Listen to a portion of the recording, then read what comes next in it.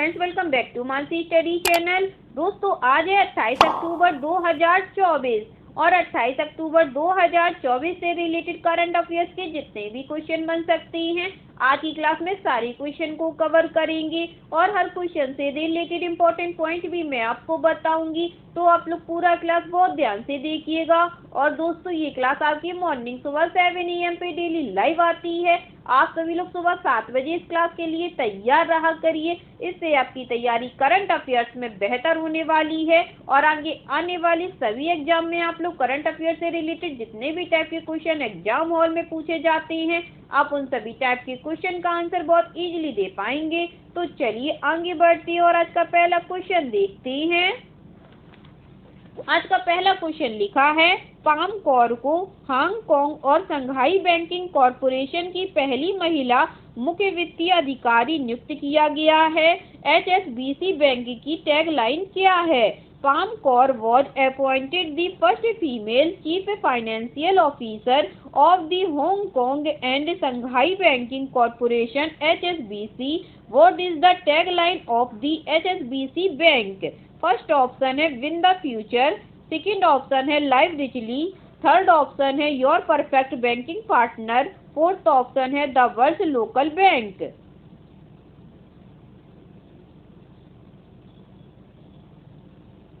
जल्दी से बताइएगा दोस्तों, HSBC बैंक की टैगलाइन क्या है?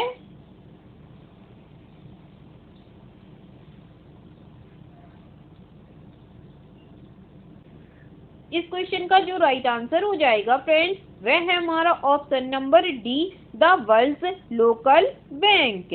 चलिए आगे बढ़ते हैं और इससे रिलेटेड इंपॉर्टेंट पॉइंटों को पढ़ते हैं।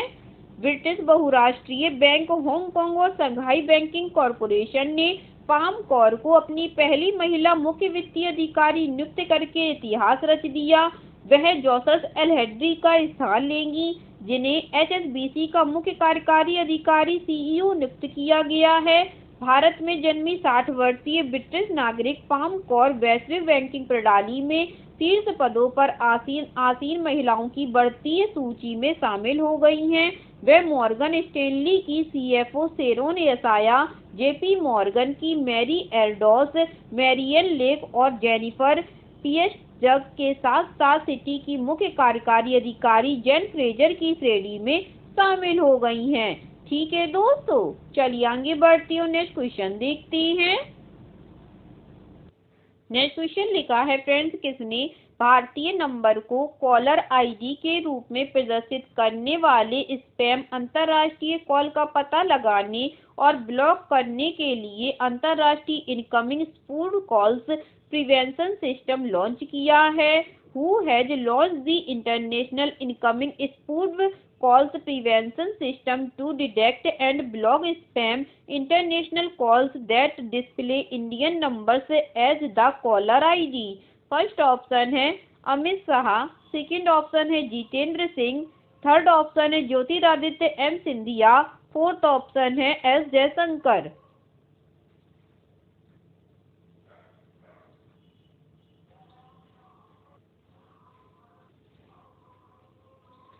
जल्दी से बताइएगा दोस्तों, किसने भारतीय नंबर को कॉलर ID के रूप में प्रदर्शित करने वाले स्पैम अंतर्राष्ट्रीय कॉल का पता लगाने और ब्लॉक करने के लिए अंतर्राष्ट्रीय incoming spoof calls prevention system launch किया है?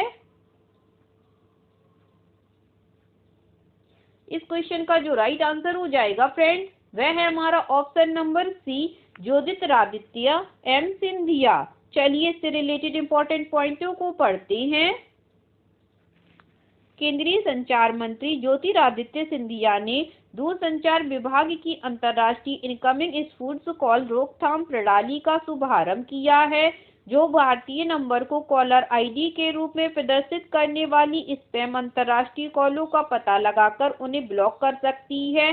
कई घोटालेबाज पुलिस, कुरियर कंपनी के कर्मचारी या अन्य लोगों का वेश धारण करके पीड़ितों को अंतर्राष्ट्रीय नंबरों से कॉल करते हैं, जो पीड़ितों के फोन पर भारतीय नंबर के रूप में दिखाई देते हैं। ठीक है दोस्तों, चलिए आगे बढ़ते हैं, नेक्स्ट क्वेश्चन देखते हैं। नेक्स्ट क्वेश्चन लिखा है फ्रेंड्स, भारत और पाकिस्तान की सरकारें श्री करतारपुर साहिब कॉरिडोर पर समझौते की वैधता को 5 साल के लिए बढ़ाकर 24 अक्टूबर 2029 तक करने पर सहमत हो गई है। पाकिस्तानी शहर करतारपुर किस नदी के किनारे स्थित है? The governments of India and Pakistan have agreed to extend the validity of the agreement on the Shri Kartarpur Sahib corridor for 5 years to 24 October 2029. The Pakistani town of Kartarpur is located on the banks of which river? First option है Indus river, second option है Ravi river, third option है बीज river, fourth option है Jhelum river.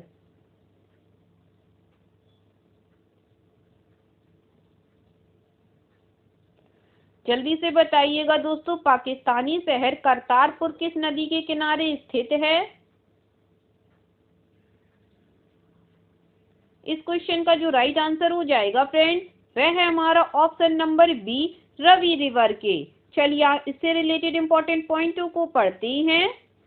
Bharat और पाकिस्तान की सरकारें श्री करतारपुर सहित corridor पर समझौते की वैधता को 5 साल के लिए 24 अक्टूबर 2029 तक बढ़ाने पर सहमत हो गई है। प्रारंभिक समझौता 24 अक्टूबर 2024 को समाप्त होना था। दोनों देशों के बीच यह समझौता विदेश मंत्री डॉक्टर एस जयशंकर की 15 और 16 अक्टूबर 2024 को इस्लामाबाद में आयोजित शंघाई सहयोग संगठन के शासनाध्यक्षों की 23वीं बैठक के लिए पाकिस्तान यात्रा की पृष्ठभूमि में हुआ है।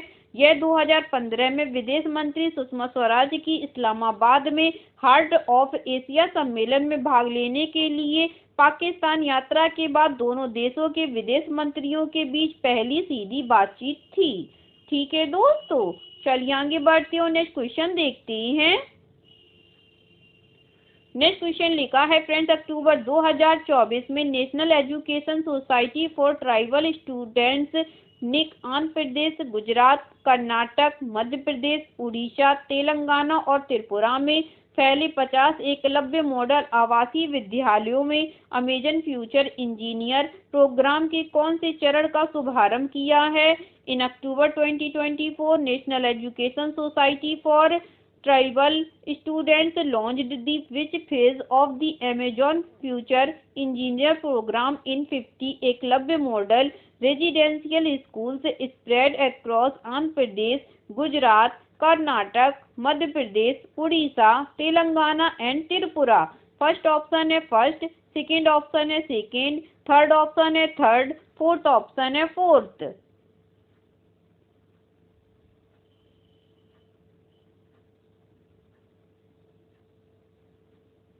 जल्दी से बताइएगा दोस्तों, इस क्वेश्चन का राइट आंसर क्या हो जाएगा? इस क्वेश्चन का जो राइट आंसर हो जाएगा फ्रेंड्स, वह है हमारा ऑप्शन नंबर सी, थर्ड। चलिए इससे रिलेटेड इंपॉर्टेंट पॉइंटों को पढ़ते हैं।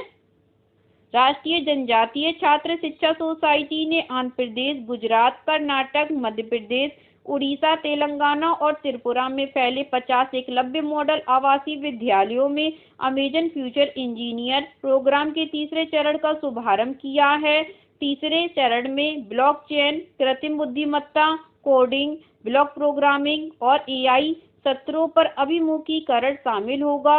अमेजन फ्यूचर इंजीनियर प्रोग्राम का तीसरा चरण भारत में प्रस्तावित 410 EMRS में लागू किया जाएगा। ठीक है दोस्तों, आगे बढ़ती हो, नेक्स्ट क्वेश्चन देखते हैं।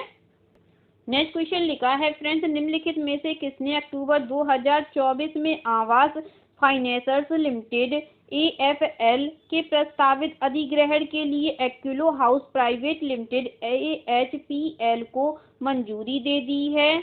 Which of the following has approved Aquilo House Private Limited AHPL's proposed acquisitions of Aavas Financiers Limited in October 2024? First option है reserve bank of India, second option है competition commission of India, third option है ministry of finance, fourth option है securities exchange board of India.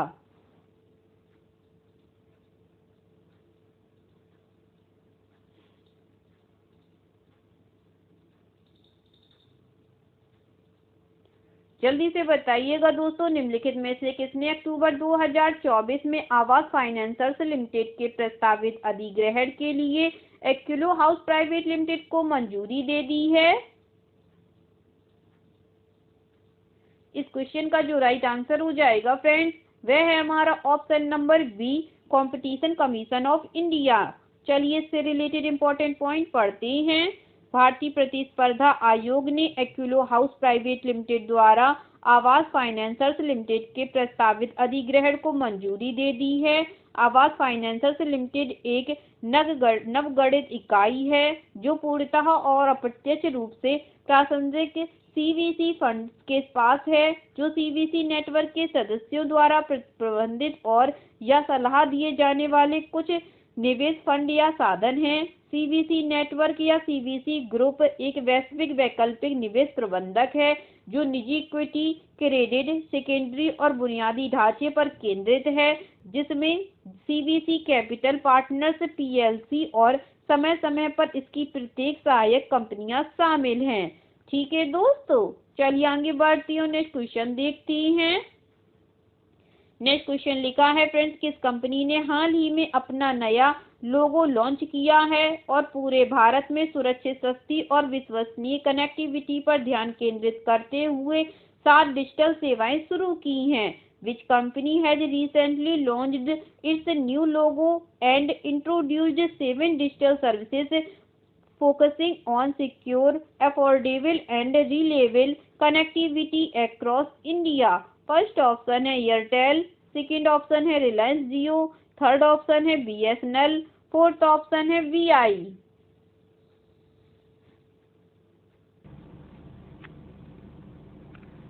जल्दी से बताइएगा दोस्तों, किस company ने हाल ही में अपना नया लोगो लॉन्च किया है और पूरे भारत में सुरक्षित, सस्ती और विश्वसनीय कनेक्टिविटी पर ध्यान केंद्रित करते हुए 7 डिजिटल सेवाएं शुरू की हैं? इस क्वेश्चन का जो राइट आंसर हो जाएगा फ्रेंड्स, वह है हमारा ऑप्शन नंबर सी, बीएसएनएल ने। चलिए इससे रिलेटेड इंपॉर्टेंट पॉइंट पढ़ते हैं। भारत संचार निगम लिमिटेड ने अपना नया लोगो जारी किया और पूरे भारत में सुरक्षित, किफायती और विश्वसनीय कनेक्टिविटी पर ध्यान केंद्रित करते हुए 7 डिजिटल सेवाएं पेश की हैं। इस लॉन्च समारोह का नेतृत्व नई दिल्ली में केंद्रीय संचार मंत्री ज्योतिरादित्य एम सिंधिया ने किया है। कंपनी ने यूपीआई भुगतान विकल्पों के साथ 24/7 सेवाएं प्रदान करने वाले स्वचालित सिम कियोस्क और बिना किसी अतिरिक्त लागत के अपने एफटीटीएच नेटवर्क के माध्यम से 500 से अधिक चैनल उपलब्ध कराने वाली इंटरनेट टीवी सेवा भी शुरू की है। ठीक है दोस्तों, चलिए आगे बढ़ती हूँ, नेक्स्ट क्वेश्चन देखते हैं। नेक्स्ट क्वेश्चन लिखा है फ्रेंड्स, अक्टूबर 2024 में लुओंग कुओंग को किस देश का राष्ट्रपति नियुक्त किया गया है? Which country was Luong Kuong appointed as president of in October 2024? First option है साउथ कोरिया, सेकेंड ऑप्शन है चाइना, थर्ड ऑप्शन है वियतनाम, फोर्थ ऑप्शन है भूटान।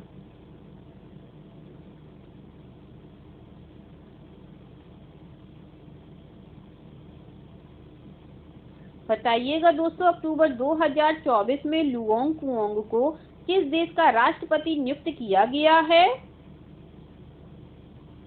इस क्वेश्चन का जो राइट आंसर हो जाएगा फ्रेंड्स, वह है हमारा ऑप्शन नंबर सी, वियतनाम को। चलिए इससे रिलेटेड इंपॉर्टेंट पॉइंटों को पढ़ते हैं। वियतनाम ने सैन्य जनरल लुओंग कुओंग को अपना नया राष्ट्रपति चुना, जो 18 महीनों में इस पद पर आसीन होने वाले चौथे अधिकारी हैं। 67 वर्षीय कुओंग को नेशनल असेंबली द्वारा टो लैम का स्थान लेने के लिए चुना गया था, जो अगस्त में सत्तारूढ़ कम्युनिस्ट पार्टी के महासचिव के रूप में औपचारिक रूप से नियुक्त होने के बाद भी राष्ट्रपति बने रहे। वियतनाम में महासचिव की भूमिका सबसे शक्तिशाली पद है, जबकि राष्ट्रपति पद काफी हद तक औपचारिक है। 4 दशकों से अधिक समय तक वियतनामी सेना में सेवा कर चुके कुओंग 2021 से पॉलिट ब्यूरो के सदस्य हैं। ठीक है दोस्तों, चलिए आगे बढ़ती हूँ, नेक्स्ट क्वेश्चन देखते हैं। नेक्स्ट क्वेश्चन लिखा है फ्रेंड्स, प्रतिष्ठित SHRM इंडिया वार्षिक सम्मेलन 2024 में किस कंपनी को समावेश इक्विटी और विविधता में उत्कृष्टता और वितरित कार्यबल के प्रबंधन में उत्कृष्टता श्रेणियों के लिए SHRM HR उत्कृष्टता पुरस्कार से सम्मानित किया गया है? Which company has been awarded the SHRM HR Excellence Award for Excellence in Inclusion, Equity and Diversity and Excellence in Managing the Distributed Workforce categories at the prestigious SHRM India Annual Conference 2024? First option है Hindustan petroleum, second option है Indian oil corporation, third option है oil and natural gas corporation, fourth option है steel authority of India limited.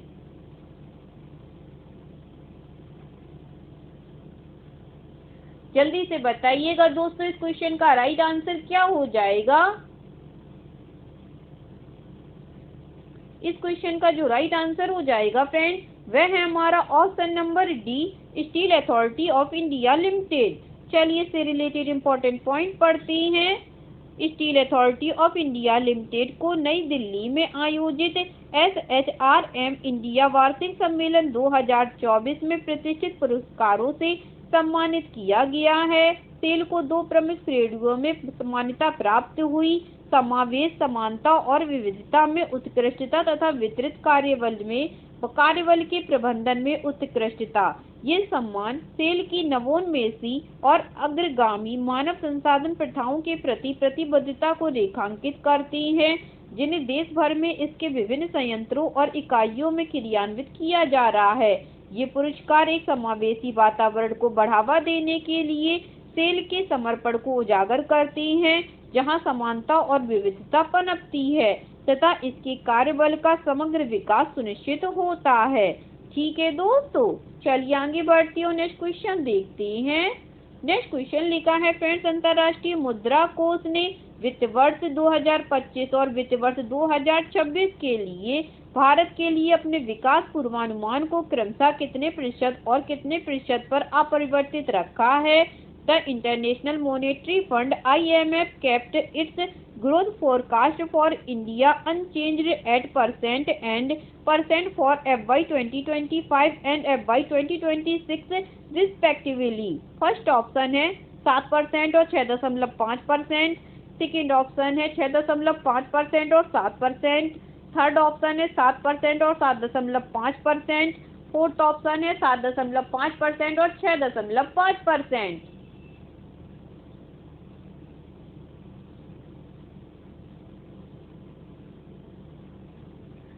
जल्दी से बताइएगा दोस्तों, अंतर्राष्ट्रीय मुद्रा कोष ने वित्त वर्ष 2025 और वित्त वर्ष 2026 के लिए भारत के लिए अपने विकास पूर्वानुमान को क्रमशः कितने प्रतिशत और कितने प्रतिशत पर अपरिवर्तित रखा है? इस क्वेश्चन का जो राइट आंसर हो जाएगा फ्रेंड्स वह है हमारा ऑप्शन नंबर ए, 7% और 6.5% पर।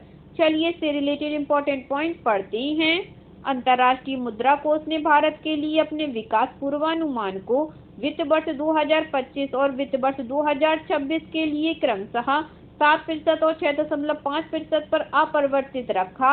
ऐसा इसीलिए है क्योंकि महामारी के दौरान संचित दबी हुई मांग समाप्त हो गई है, क्योंकि अर्थव्यवस्था अपनी क्षमता के साथ पुनः जुड़ रही है।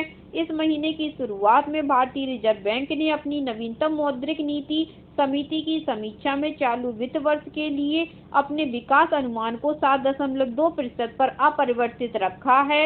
इसमें मजबूत खपत और निवेश गति का हवाला दिया गया है। ठीक है दोस्तों, चलिए आगे बढ़ते हैं और आज का लास्ट क्वेश्चन देखते हैं। आज का लास्ट क्वेश्चन लिखा है फ्रेंड्स, अक्टूबर 2024 में जेपी मॉर्गन चेस बैंक के मुख्य कार्यकारी अधिकारी के रूप में किसे नियुक्त किया गया है? In October 2024, who has been appointed as the Chief Executive Officer of the JP Morgan Chase Bank? First option है M Rajeshwar Rao, second option है आविरल जैन, थर्ड ऑप्शन है संदीप गोइंका, फोर्थ ऑप्शन है रविंद्र कुमार कुंदा।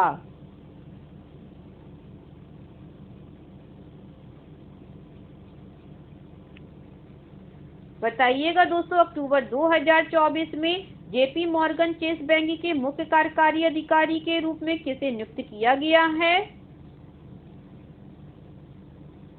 इस क्वेश्चन का जो राइट आंसर हो जाएगा फ्रेंड्स, वह है हमारा option number A, M Rajeshwar Rao को। चलिए से रिलेटेड इंपॉर्टेंट पॉइंट पढ़ते हैं।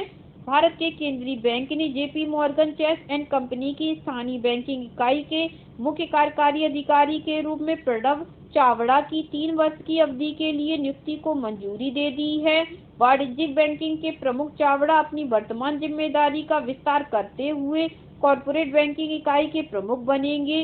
पूर्व सीईओ प्रभुदेव सिंह के कार्यकाल समाप्त होने से पहले ही पद छोड़ देने के कारण यह पद रिक्त हो गया था। चावड़ा 2019 में जेपी मॉर्गन में शामिल हुए और वाणिज्यिक बैंकिंग वर्टिकल का नेतृत्व कर रहे हैं। ठीक है दोस्तों, आई होप आज के सभी क्वेश्चन आप लोगों को बहुत अच्छे लगे होंगे फ्रेंड्स, और सभी क्वेश्चन से रिलेटेड इंपॉर्टेंट पॉइंट के नोट्स भी आप लोगों को बहुत अच्छे से समझ में आए होंगे। एग्जाम के नजरिए से दोस्तों क्लास बहुत हेल्पफुल रही होगी आप लोगों के लिए। अगर आपको क्लास अच्छी लगी और सारे फैक्टों को आप लोगों ने अच्छे से समझा हो तो प्लीज इस क्लास को लाइक कीजिएगा, शेयर कीजिएगा और आपके अपने चैनल मानसी स्टडी चैनल को सब्सक्राइब कीजिएगा और अपना कमेंट बॉक्स में करना मत भूलिएगा। ठीक है दोस्तों, थैंक यू सो मच दोस्तों।